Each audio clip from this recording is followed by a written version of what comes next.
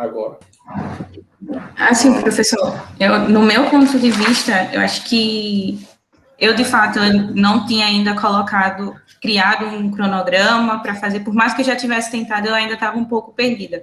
A gente sabe que cronograma, metas, objetivos, ele é importante para qualquer atividade, para qualquer coisa que você vai fazer no dia a dia no trabalho. Mas foi, de fato, a partir dessa aula que eu consegui enxergar o que eu deveria fazer. Eu consegui ter um norte, entendeu? Me abriu muito a cabeça. E aí eu acho que a partir de agora, assim, eu consigo fazer um cronograma, até porque eu sei o que eu preciso fazer. Mas antes eu estava um pouco perdida. Esse é o meu ponto de vista. Perdão. Eu achei interessante porque trouxe, como a Cássia falou, uma perspectiva do que a gente precisa fazer. A partir do momento que a gente sabe o que precisa ser feito, a gente sabe mais ou menos como se guiar na organização, né? Essa parte que você falou sobre a questão de organizar o tempo, eu acho que muitas vezes passa também por questões de cada pessoa, porque eu sou uma pessoa que sou muito organizada, mas eu sempre tive muito problema em dimensionar o tempo que eu vou levar para fazer as coisas. Então, muitas vezes eu achava que ia dar um determinado tempo, um tempo muito curto, não conseguia. Então, é um pouco também de saber o que você precisa fazer e também tem a questão pessoal mesmo, né, de ter consciência de que você talvez precise de mais tempo, por isso que quanto mais detalhado possível, né, muitas vezes é melhor, que você ter bem claro o que você quer fazer. Só fazendo um complemento, é exatamente isso. A gente sabe que tem que fazer um cronograma, mas quando eu falo que estava um pouco perdida, é porque eu não sabia as etapas, né? Sim. Veio muita informação, a gente sabia que tinha que correr atrás de um tema para trabalhar, e a gente sabia que tinha, mas agora a partir dessa aula, veio ali tudo mapeadozinho, o que a gente deveria fazer, cada etapa, e eu acho que isso facilitou muito, abriu muito a cabeça. Para mim também, eu acho que eu posso corroborar. Eita, desculpa, Alisson. Eu posso corroborar, né? Eu concordo com a Luciana e a Cássia. E uma coisa que também me despertou foi a questão da criatividade, de você estar da importância de você estar ali no limite, né? Como você chama? Do conhecimento, na fronteira do conhecimento, de você você fazer essa imersão, né, de você concentrar suas forças, vamos dizer assim, né, as suas ideias e tentar estar ali absorvendo conteúdo diverso, né, para aplicar naquela problemática e também ter o seu momento de ócio criativo. Então, os dois, porque como a gente tem aula, são 4 disciplinas que exigem muito da gente e trabalho, às vezes, e outras questões pessoais, mas o inglês, por exemplo, que quem, né, tem uma certa limitação, também teve que adquirir, como eu, essa carga, e fica muita coisa, e você tem que ter um foco e tem que organizar o tempo, como a Luciana falou, mas de forma a você atingir as metas de forma com qualidade e também ter o seu momento de sintetizar, de parar e deixar a criatividade fluir. Perfeito. Pode falar, Alisson. Quando o senhor falou em relação à dureza, né, das coisas, eu esperava uma abordagem bem diferente, na verdade. Tudo que o senhor falou ali no começo da aula, pelo menos para mim, teve um impacto muito grande, porque eu estou passando por um momento meio difícil nesse mestrado, nesse comecinho, porque é bastante coisa para fazer, trabalho, é cuidar de casa, lavar o pé, tudo, e o cara sozinho para fazer tudo é meio difícil. E aí dá um desânimo às vezes, o cara olha, nossa, eu não sei como é que eu vou para frente. E aí, mas quando o senhor falou isso, deu uma clareada na mente, né? E sobre a gestão do tempo, pelo menos as táticas que eu uso, eu sou muito chato com questão de planejamento, com questão de horário, definição de metas. E isso aí me ajudou a voltar para o que eu fazia antes, né? Que eu uso o calendário da Google. Eu boto o horário de tudo, exatamente tudo. Vou lavar. Isso aí, às vezes, é até um pouco estranho, mas vou lavar os pratos. Vou demorar 15 minutos. Escreve 5 minutos. E depois, se passou para 20, escreve lá, passei 20 minutos. Tempo planejado para estudar, de 7 às 9h15, com 15 minutos de intervalo. Tudo isso eu deixo escrito, porque se a gente deixar só na mente, corre o risco dessa informação ir embora e você acabar se confundindo com outras coisas, fazendo outras atividades, focando em outras áreas da vida. E puxando um pouco do que a Bianca disse, eu acho que esse momento da gente no começo da pós está tudo focada na imersão, né? Essa palavra para mim foi essencial. A gente precisa imergir nesse mundo novo, que para mim, pelo menos, o mundo acadêmico, eu nunca fui um cara muito focado na parte de pesquisador, na parte muito academicista durante a graduação, mas agora foi o rumo que eu decidi tomar para a minha vida e realmente você tem que estar imerso nisso, conhecer todas as ferramentas, conhecer pessoas e mergulhar muito nisso. Bacana depoimento. Alguém mais? Então, professor. Então. Não, deixa a Raíssa. Vai lá, Raíssa, fala. Eu concordo com a fala de todo mundo, foi muito do que eu refleti também com essa aula, mas uma coisa também que me chamou a atenção e que me fez pensar, né, nas minhas questões pessoais, aonde eu estou depositando o meu tempo, é de que a gente veja onde a gente, o que a gente consegue abarcar, né, na nossa vida, assim, onde a gente está focando as nossas atividades, e aí até onde a gente consegue dar conta com qualidade. Então, isso me marcou muito, e é algo que eu tenho feito, assim, além da organização do meu tempo, ver também onde eu estou conseguindo dar o meu máximo com qualidade, o que são minhas prioridades hoje. Bacana. O que eu quero falar é que, pegando como exemplo que a Cássia falou, Bianca, né, essa parte do ócio, de criativo, né, ele não vem só com vitórias, né, pelo menos por experiência própria. Essa semana eu tenho tido muitas derrotas, né, na busca por ferramentas para tentar criar algo novo. E aí, baseando também com a parte do vídeo do Karnal, da parte que ele fala que o problema também é uma oportunidade, né? E isso aconteceu comigo. Com tantas falhas, eu acabei recorrendo a outras alternativas e pessoas também, e eu estou conseguindo ter novas ideias e também agora conseguindo algumas vitórias, mas a partir de muita derrota. Foi muito tempo tentando e dando errado, né? Para tentar achar o conteúdo correto. Wallace, e aí vem a questão de lidar com a frustração, né, velho? Como é que você vai lidar com essa frustração de tentar, de separar, de tentar fazer e não conseguir? Isso é complicado. Sim. É bem complicado mesmo, né?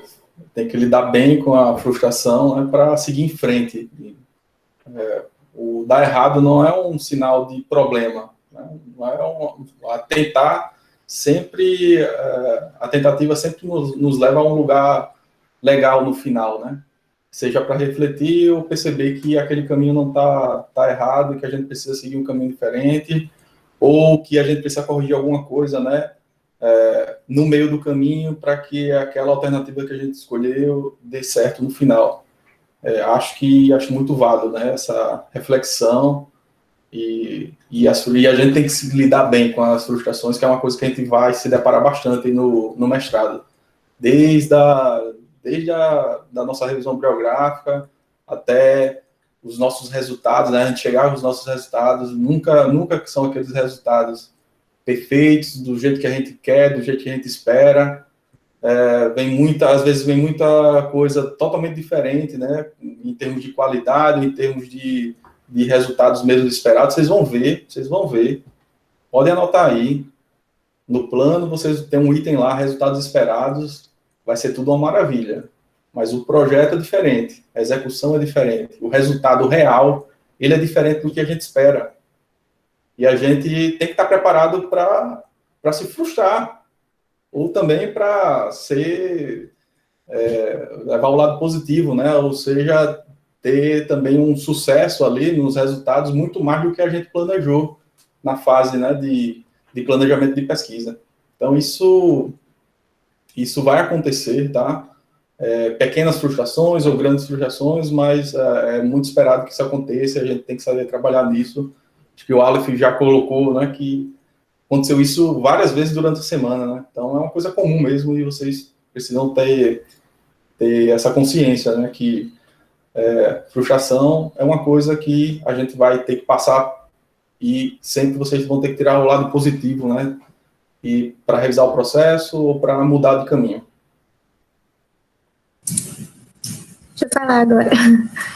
Professor, assim, no geral, eu acho que essa aula, né, foi uma das mais, assim, reflexivas, eu acho que para todo mundo, né, porque aí não só no âmbito da disciplina mesmo, ela chegou, assim, no ponto da nossa vida pessoal mesmo, né. Sim.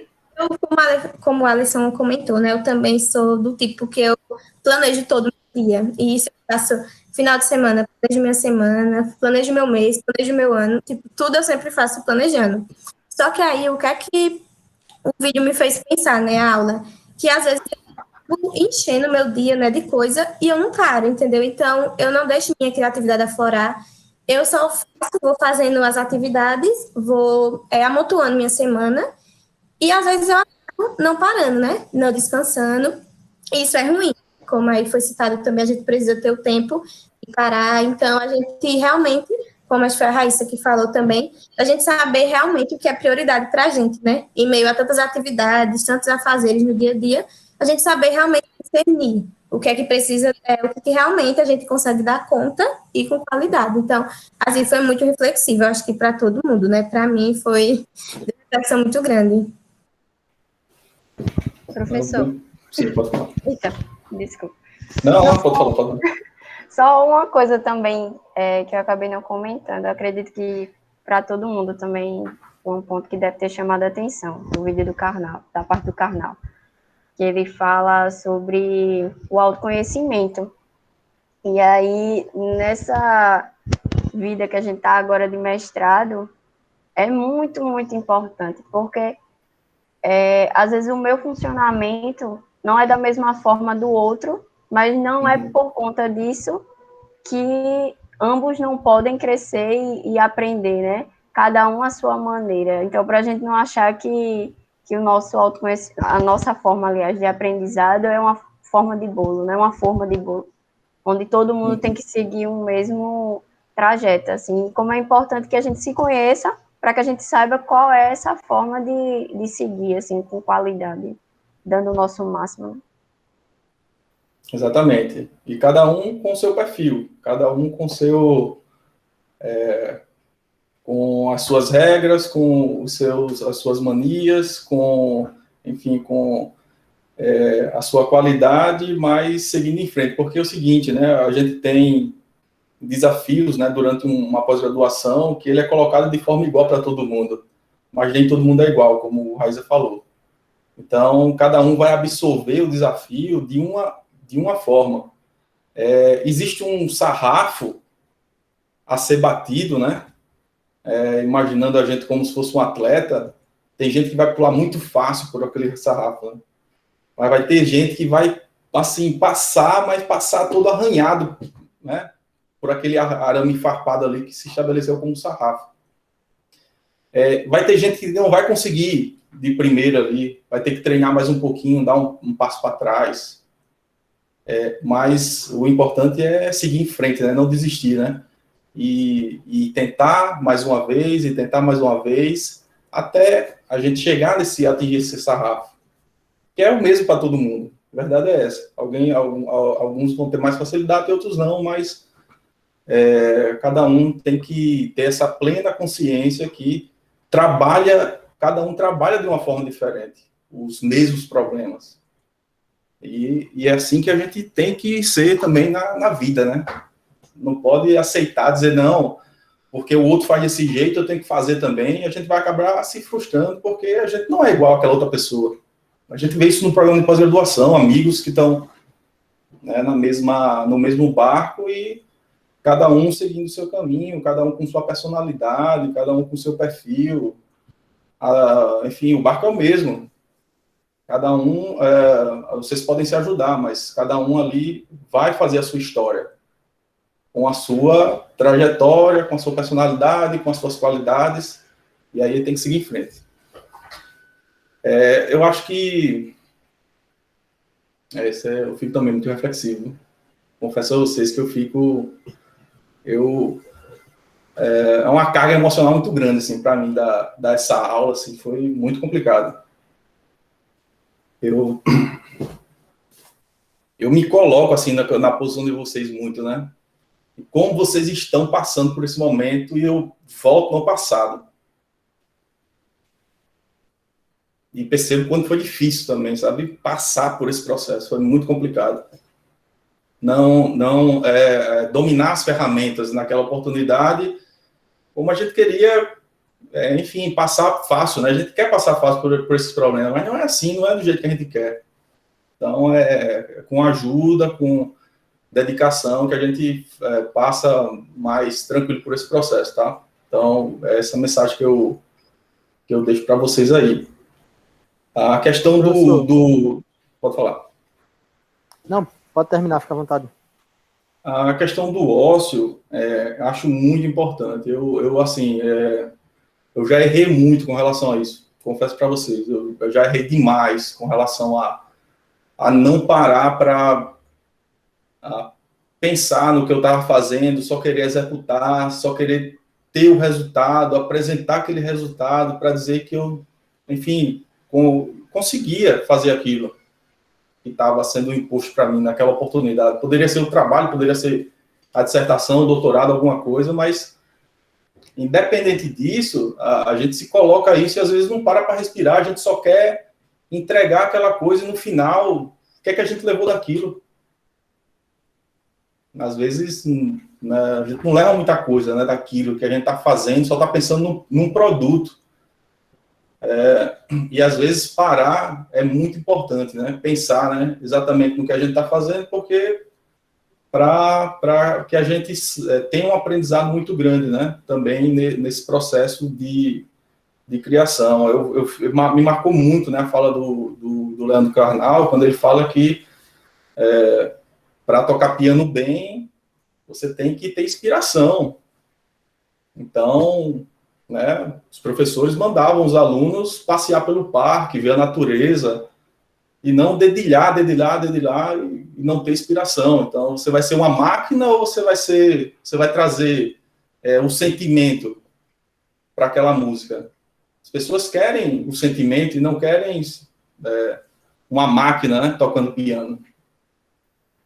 Então, a gente tem que pensar também um pouquinho nessas questões, né, de trazer o sentimento para o trabalho da gente. A gente pode trazer esse sentimento para o trabalho da gente também. Tá? Então, de uma forma mais leve também, de uma forma mais leve. Então, observar, parar um pouquinho para pensar, sentir o trabalho e colocar esse sentimento no trabalho de vocês. E não executar e produzir um resultado, produzir um mapa e chegar no final e dizer, e aí? Não sei nem interpretar aquele mapa lá, aquela variabilidade daquela concentração, nem sei. Né? Eu quero fazer o equipamento funcionar, eu quero produzir esse mapa. Cara, não é isso. Não é isso. A gente precisa trazer esse sentimento para o trabalho, para que a gente consiga realmente, né, dominar essa onça, essa fera, e dar a melhor resposta possível. Então, é muito melhor a gente seguir nessa linha do que usar todo o nosso tempo e todo o nosso esforço só para produzir tabelas e figuras. Não é isso que a gente quer de vocês. A gente quer um trabalho com sentimento. Pode falar, Antônio. Não, pessoal, o que eu ia falar era anterior à sua fala agora, que eu percebo ao longo que o tempo avança, que a gente nunca consegue fazer as coisas do jeito que a gente pretende ou imagina naquele momento. Às vezes a gente fica querendo buscar a perfeição, depois fica com aquele sentimento de, poxa, eu poderia ter feito assim, poderia ter feito... Só que muitas vezes a gente fica tão focado em outras situações passadas que acaba esquecendo daquela presente, você tentar se melhorar baseado nas experiências passadas, né? Então, assim, hoje eu percebo que eu tenho mais facilidade de lidar com esses sentimentos e saber que as coisas têm que fluir. E eu acho que isso também faz parte do processo criativo. A gente sabe que é muita coisa para fazer, trabalho, a maioria das pessoas aqui trabalham e tem paralelo mestrado, outros têm família, filho e tudo mais, mas sabe que o fato de abstrair também ajuda no processo criativo, pelo menos para mim. Entendeu? Eu acho que eu consigo render mais na turbulência do dia a dia, claro que tendo meu momento de ócio criativo, parar ali, dar uma meditada, dar uma zerada na cabeça, do que se eu tivesse só vivendo para fazer o mestrado. Assim, eu não sei se todo mundo é assim, mas eu tenho esse sentimento. Eu consigo render mais, e até porque quando a gente está participando de outras atividades paralelas, acaba que um problema ali que você está na sua pesquisa, isso aconteceu comigo no TCC, na época, aí aconteceram alguns problemas paralelos, até problemas familiares, e vem uns estalos assim, vem umas coisas que parece que ajuda você sair um pouco do problema que está vivenciando e voltar para o que você está trabalhando, mas é isso aí mesmo. E é interessante essa fala do Antônio, porque às vezes a gente, quando está ali focado e começa a criar e tal, a gente até dormindo, vem ali os estados, vem as soluções das nossas questões. E só fazendo um gancho no que o professor falou, tem uma frase muito interessante que ela fala que o final não é tudo, o percurso ele também é interessante, né? Também tem que ser aproveitado. Então, acho que se a gente não coloca o peso acima do que o que realmente tem sobre as coisas, a gente consegue fluir bem melhor, consegue aproveitar muito mais as fases, e assim a gente consegue produzir melhor, consegue aproveitar e chegar lá no final com a sensação realmente de ver cumprir, porque não é só gráfico e tabela que a gente vai produzir, a gente vai ter todo o conhecimento, e quem sabe, dependendo da ferramenta que a gente aplicar, vai ter até mais um conhecimento agregado às nossas habilidades, né? Isso, exatamente. Perfeito. É diferente, né, do que ser uma pessoa ali que só está tentando reproduzir alguma coisa ou está usando um software matemático sem questionar nada, apertar um botão, sai um resultado, copiar, colar, colocar no trabalho. Então, isso é diferente. A gente tem que fugir desse perfil, né? Tem que trazer o sentimento para o trabalho da gente e vivenciar todo o processo aí para a gente. Vocês vão ver que vocês vão ganhar muito lá na frente, em termos profissionais, pessoais, acadêmicos, e o trabalho vai sair com uma outra cara. Pode até ser que não tenha o resultado que você espera, mas aquele resultado que você produziu, com certeza, está cheio de sentimento ali, você consegue falar muito sobre ele. Você tem toda essa carga que você traz, que você pode defender ele de uma forma tranquila. Você vai ter muito mais possibilidades de pensar e de discutir sobre o resultado, de concluir, de enxergar coisas novas. É isso que vocês precisam tentar atingir, entendeu? É muito melhor ter uma coisa simples, mas que você consiga extrair da sua cabeça coisas realmente relevantes, do que resultados muito complexos, sem muita discussão sobre eles, né? Então, é uma coisa que eu deixo para vocês pensarem também. Tá ouvindo? Sim. Então, teve um tópico que eu me identifiquei bastante no vídeo, que foi a questão da percepção da estrutura.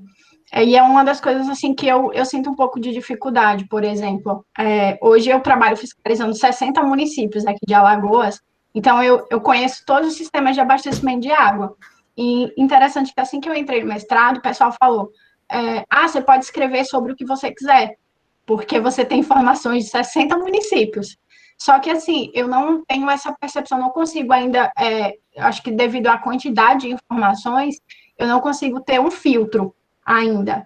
Eu tenho informação tanto do sistema de abastecimento de água e de esgoto, onde existe, quanto, por exemplo, qualidade da água, de todas as regiões.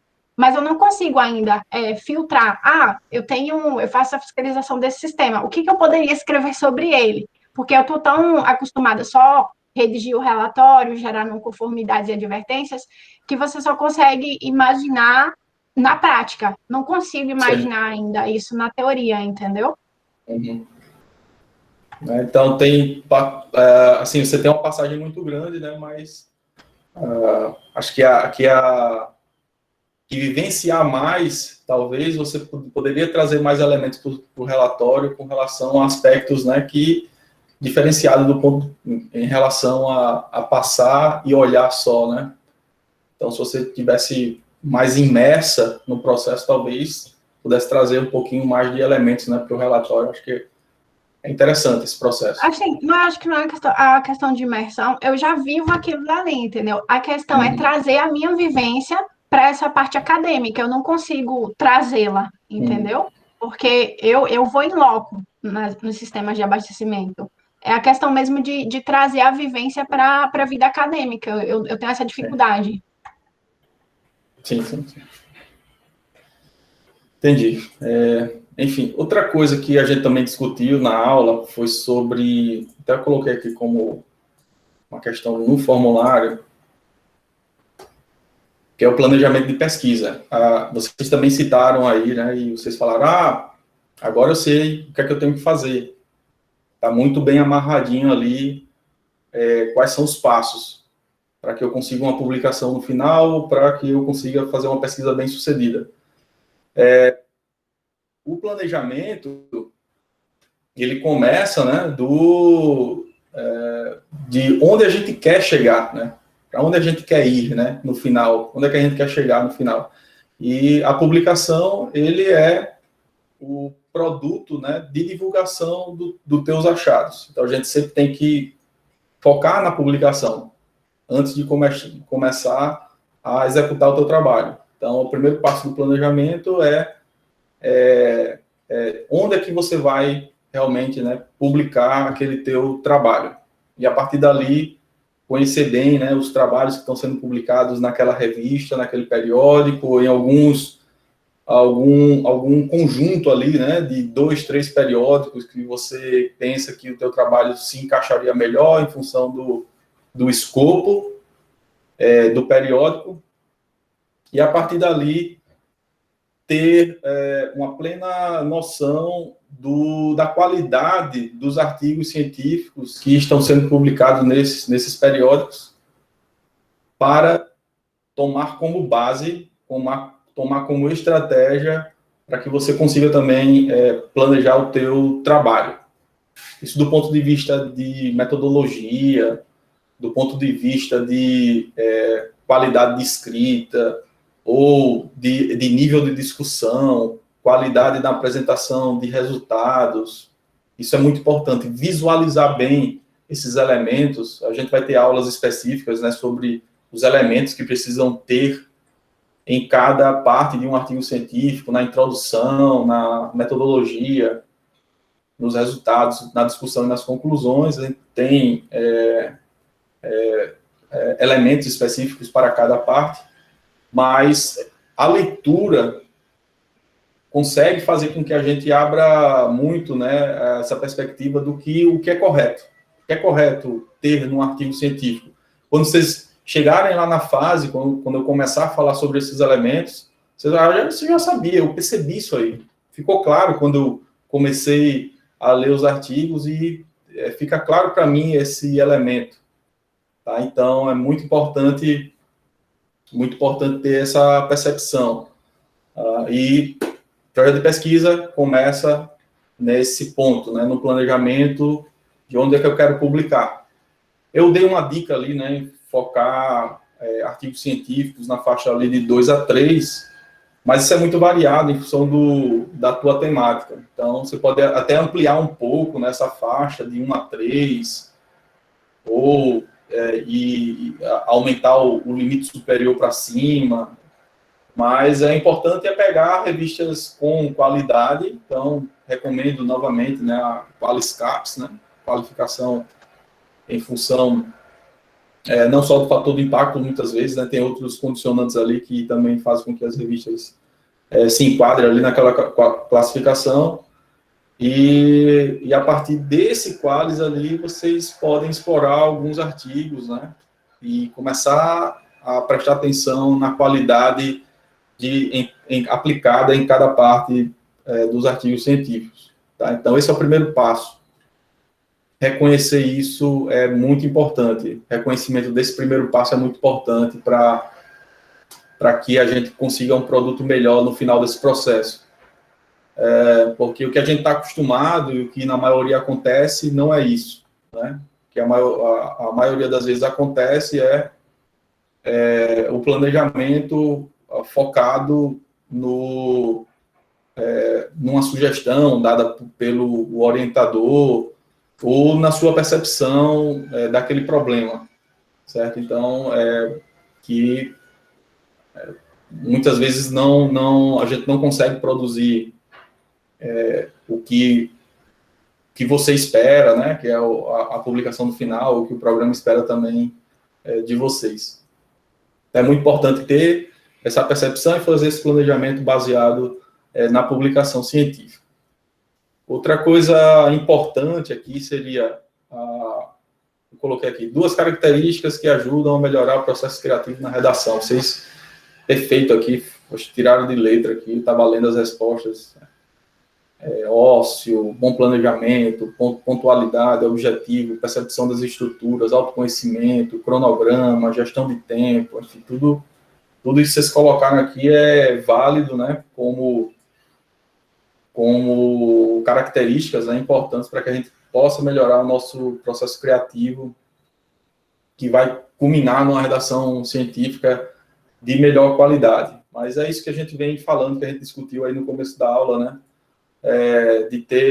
de levar mais o sentimento, né, para o nosso trabalho, né, de produzir coisas realmente com sentimento, e aí a gente vai conseguir realmente ter, aplicando, né, tudo que o Leandro Carnal falou, acho que vocês conseguem atingir, conseguem ser efetivamente mais criativos e produzir melhores trabalhos também, ao final.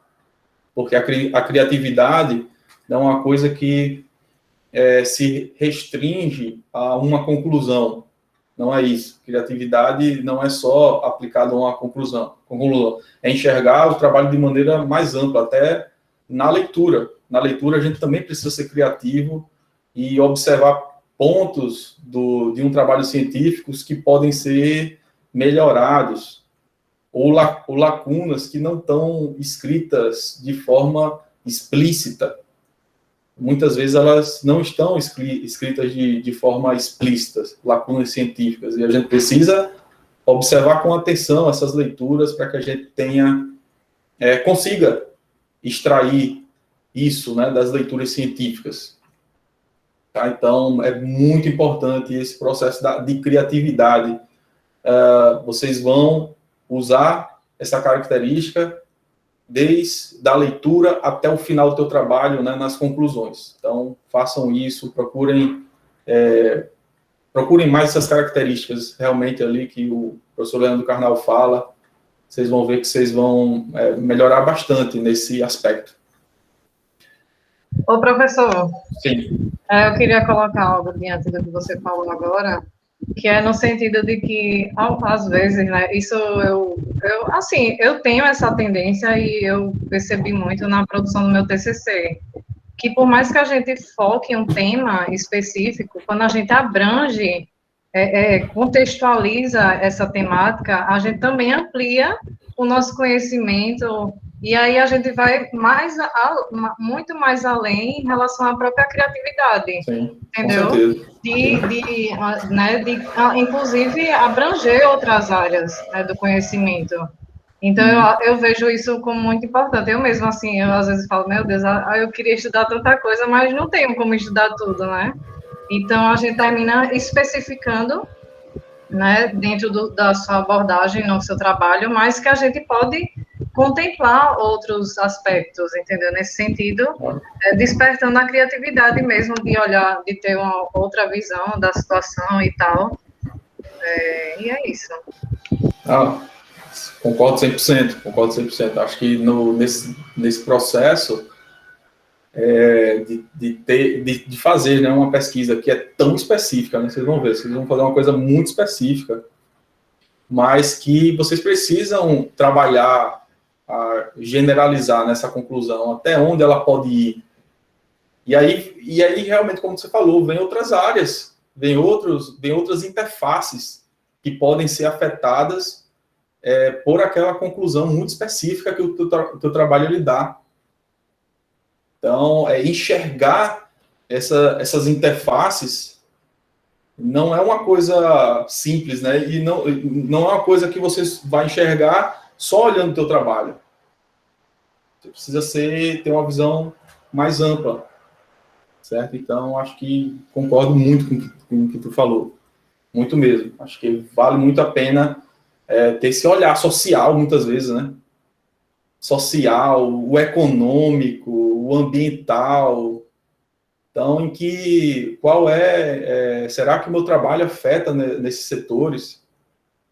Ou é uma coisa muito específica mesmo, que só o engenheiro que mexe com isso aqui pode utilizar, né? Pode utilizar dessa contribuição. Então, tem muito isso mesmo, realmente. Tem que olhar de maneira mais ampla e, para isso, a gente precisa perceber essas coisas, parar um pouquinho para pensar, ver como isso pode afetar outras interfaces. Eu não sei se vocês lembram durante a apresentação, durante a aula, mas tem um slide que eu coloco um prédio e eu tento fazer uma analogia do prédio com um artigo científico. Vocês lembram?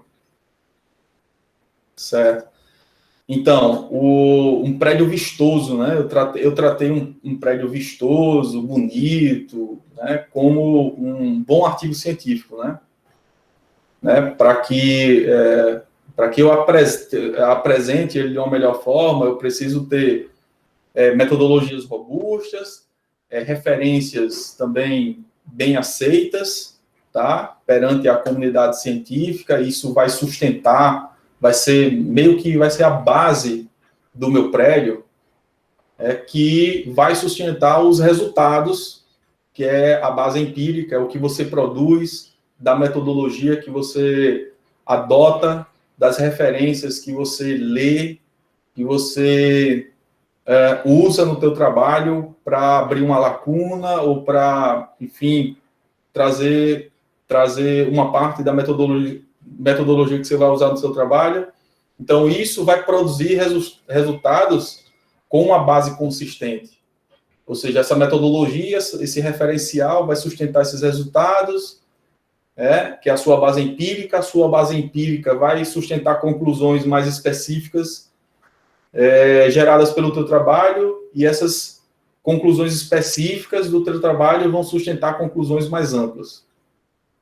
Então, o topo lá do prédio, né, vamos dizer assim, o para-raio, vamos chamar assim, o para-raio lá, no topo, ele vai ser sustentado por todo esse conjunto, né,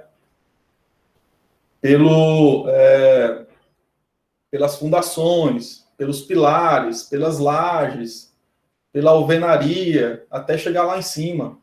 Então, é a mesma coisa, a gente tem que começar sempre por essa base sólida, tá? E a metodologia e as referências são muito importantes para isso. Então, eu queria que vocês, agora no começo do trabalho, dessem bastante atenção e ênfase nesse processo de base.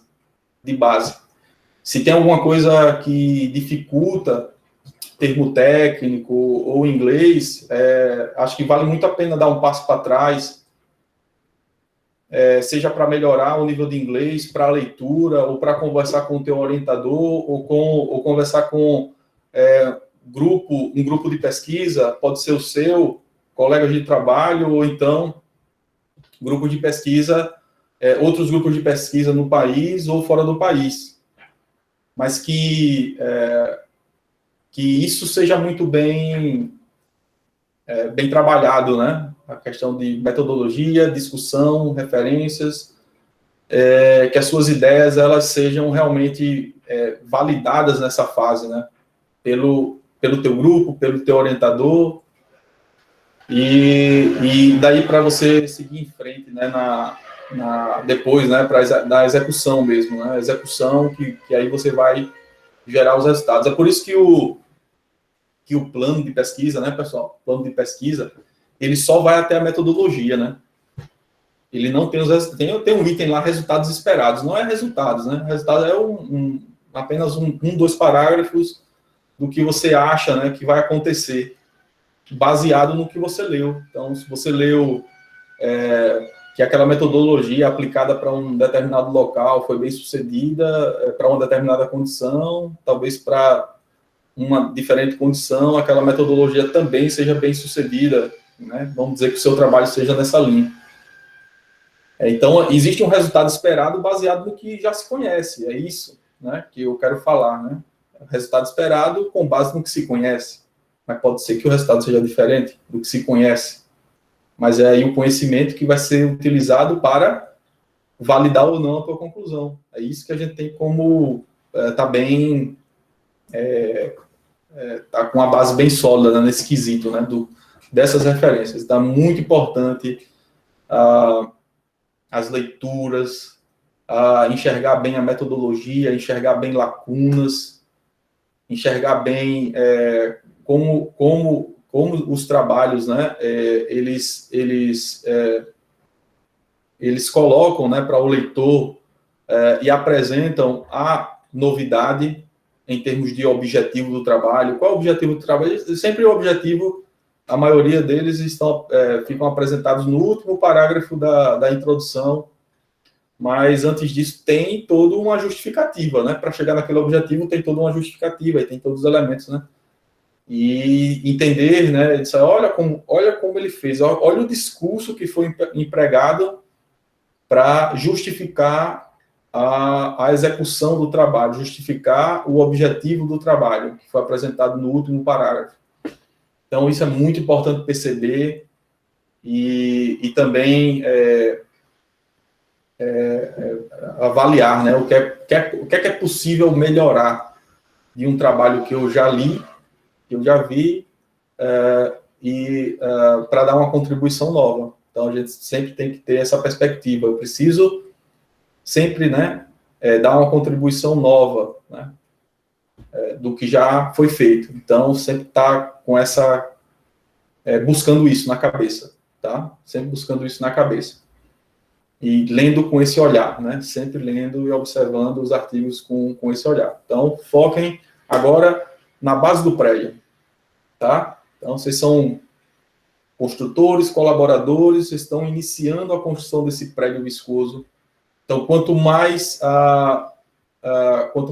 esforço que você dá agora nessa base, melhor vai ser para colocar a anteninha lá no final, né, do edifício. Colocar aquela anteninha lá e dizer, não, acabei, concluí.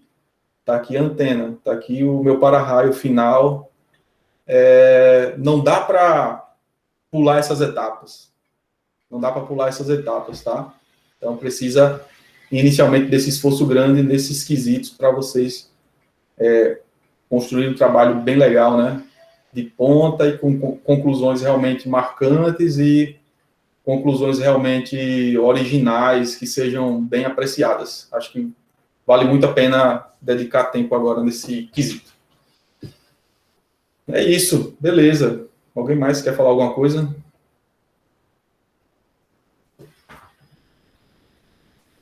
Não? Então, beleza. Eu fiquei muito feliz, tá, na aula de hoje. De coração mesmo. De verdade, fiquei bem feliz na aula. Os depoimentos bem bacanas. Isso aí sempre dá força para a gente. Mesmo à distância, né, a gente sente que as coisas estão fluindo e eu fico muito feliz do jeito que está acontecendo, com todas essas dificuldades, mas vocês estão realmente seguindo em frente e os depoimentos é a prova disso. E vale a pena continuar, vamos em frente. Só um alerta aqui, a questão da prova. Eu falei com o professor Lucena, ele me pediu uma data. Eu disse, tem que ser ao final da disciplina, né? E a gente vai fazer a nossa aplicação da prova e também da proficiência no mesmo dia. É uma prova só. E aí, eu passei para ele dia 7, porque eu falei, preciso de mais 6 semanas. dia 7 de junho. Dia 7 de junho. Então, temos mais um mês e um pouquinho aí, para 1 mês e 2 semanas para fazer a nossa avaliação. Mas é isso, tá? Então, vão se planejando também, né, para essa avaliação, que é sobre a disciplina, mas também proficiência, que é a interpretação de texto. A gente vai usar o mesmo texto, né, para fazer a prova de proficiência. Sim. Professor, a prova de proficiência, o texto que a gente vai trabalhar a interpretação é na área do mestrado ou é um texto aleatório? Na área do mestrado. Pode ser de recursos hídricos ou de saneamento, mas é na área do mestrado. Beleza, valeu. Professor, eu fiquei com a dúvida com relação ao tempo, assim, dessa prova. É durante a tarde, vai ser entregue, a gente entrega depois? Como que é essa prova? Não, vai ser assim, eu tenho 3 horas, né, de aula. E aí eu vou... eu acho que não vai ser necessário, né, usar as 3 horas. Vai depender do que eu dimensionar lá de questões, aí eu passo para vocês, mas a gente tem até 3 horas para aplicar essa prova. Não vai ser mais do que isso. Penso que a prova vai até umas 2 horas de prova, suficientes, né, para que vocês concluam bem e entreguem numa boa, sem dificuldade nenhuma com relação à questão de tempo. Então, é isso. Mas vai ser nessa hora, tá? De 2 às 4 ou de 2 às 5. Bom, eu vou